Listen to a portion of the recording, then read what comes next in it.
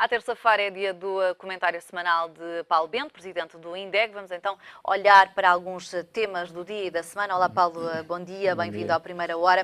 Começando por esta questão de hoje, que o PS exige conhecer o relatório interno do Banco de Portugal sobre o caso BES antes da recondução do atual governador Carlos Costa. Acha que o resultado do relatório poderá ter algum impacto na recondução ou não do governador ou não?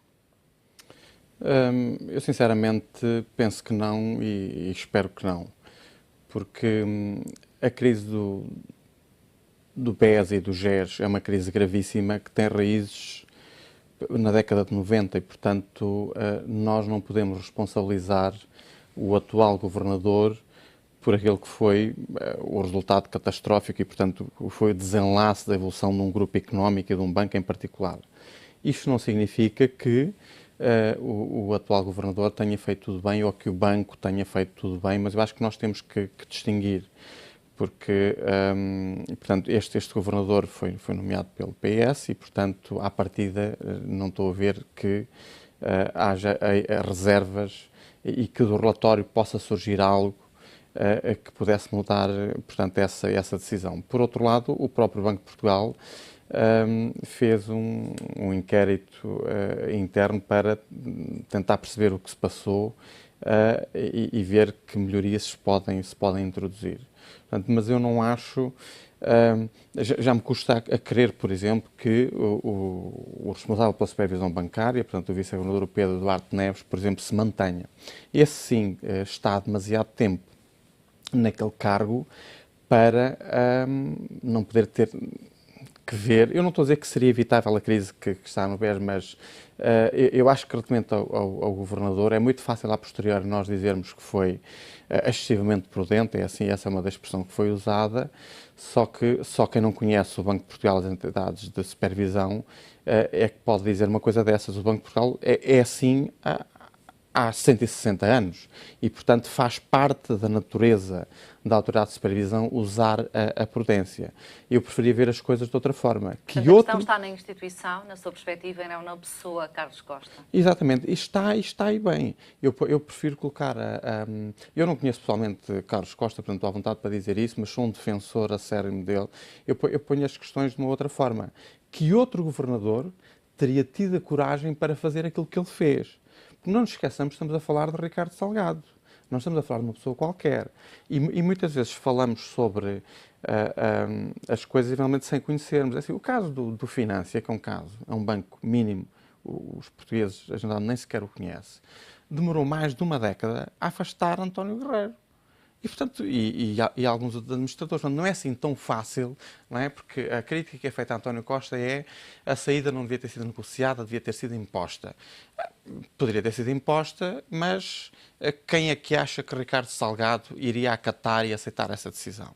Essa decisão ia prolongar-se nos tribunais durante... Mas faz sentido que um banqueiro não acate uma decisão de um supervisor bancário? Esse sentido não faz, mas também faz sentido que um banqueiro não acate as regras que existem na banca e que existem no país. Mas quando alguém infringe a lei, alguém tem de o penalizar, ou tem de haver uma instituição que o afaste ou penalize. É evidente, mas só via tribunais, porque o poder efetivo, eu não sei se esta semana será aprovada ou foi hoje, penso que é hoje, que entra em vigor a nova lei orgânica, do Banco de Portugal. Entra hoje em vigor. Exatamente. E, portanto, que altera um pouco as coisas. Mas é assim, eu concordo com aquilo que refere, mas isso não deixa de ser um desejo. Ele não iria acatar, a meu ver, não iria acatar a decisão, como não acatou no passado. Porque não foi a primeira vez, não foi há um ano atrás. Então, se calhar, há um problema na supervisão.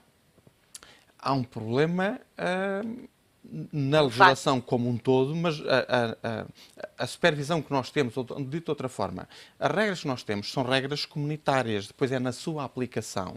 Mas o problema, eu volto a frisar, eu saí da supervisão bancária há 15 anos. O Banco Espírito Santo já era um problema nessa altura, há 15 anos, para não dizer mais. Eu já na altura não prestava a informação que era obrigado a prestar. E, portanto, não podemos pôr em cima de uma pessoa que, a meu ver, foi corajoso, todo A minha o questão não ónus é se daquilo que toda a pessoa, é aconteceu. mesmo a legislação comunitária. Será que é necessário alterar a legislação comunitária ou a aplicação da legislação em Portugal para que outros casos como este e como outros não voltem a acontecer? Bom, a história diz-nos que estes casos aconteceram e eles voltarão a acontecer. Nós gostaríamos que Mas eles que segurança é que isso dá para os clientes? Não dá, e a segurança, como a economia, funciona por ciclos. E, portanto, estamos num ciclo de desconfiança e, portanto, isso está mais do que estudado. Olhando nos últimos 200 anos, é assim. Isto funciona por ciclos. E, portanto, neste momento, nós não temos confiança no sistema financeiro e no sistema bancário. Portanto, é de esperar que daqui a 5 ou 7 ou 10 anos, independentemente da duração do ciclo, volte a haver uma derrocada desta natureza ou uma crise de confiança no sistema bancário? Eu não diria 5, 10 anos, mas sim, eu diria, é expectável que dentro de 2, 3 décadas volte a acontecer aquilo que aconteceu. Aliás, eu costumo dizer que a origem da atual crise bancária começou em 1984 nos Estados Unidos. 1984. E, portanto, em 1994, 95, 96, já se percebia aquilo que ia acontecer. É evidente que ninguém tem... Ninguém consegue adivinhar exatamente quando é que isso vai acontecer. Aconteceu 20 anos, 25 anos depois, podia ser 20 ou 30, mas isso é inevitável. Porque é assim que funciona, a sociedade. Devemos evitar. A nova lei que mencionava agora, que entra hoje em vigor, a nova lei orgânica do Banco de Portugal, pressupõe que o governador apontado seja ouvido no Parlamento, mas os deputados não podem chumbar esta escolha do governo. O que é que adianta esta nova lei? Pois, adianta muito pouco. É assim, é um pró-forma, não é? De facto, eu não consigo perceber que hoje se façam este tipo de leis.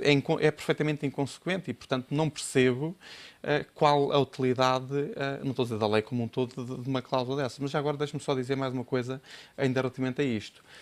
A supervisão bancária está a ser centralizada em Frankfurt, no Banco Central Europeu, e, portanto, algumas das. Vamos ver se a supervisão é mais eficaz ou menos eficaz, mas algumas pessoas que hoje trabalham na supervisão queixam-se que a única coisa que fazem é reportar a Frankfurt aquilo que está a acontecer cá. Há quadros da supervisão bancária que estão a remar a Frankfurt e, portanto, para o bem ou para o mal, vamos ver depois o resultado, mas a supervisão não voltará a ser a mesma. Acha que está a ser demasiado deslocalizada de Portugal? É isso? Vamos ver. Eu não acredito que... Será que uma supervisão à distância funciona? Bom, nós queremos crer, nem sempre é assim, nós queremos crer que ela será mais independente. E, portanto, que não haverá...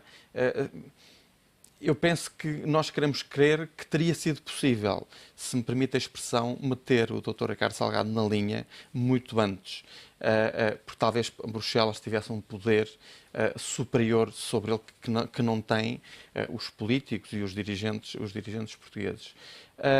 Mas vamos ver daqui a 2, 3 décadas de aplicação do modelo se efetivamente é assim, porque também na política e a história há momentos em que nós centralizamos, depois há movimentos em favor da descentralização e, portanto, a sociedade evolui assim, com avanços e recuos.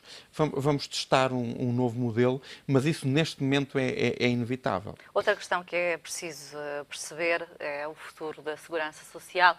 A Ministra das Finanças admitiu que pode ser necessário um novo corte nas pensões a pagamento. O PS recusa-se a aceitar essa hipótese e diz que é suficiente apenas fazer uma reforma para o futuro. Já foi possível perceber, afinal, o que pretendem um lado e o outro para a segurança social? Há uma ideia de reforma? Há uma ideia de futuro? Bom, eu diria que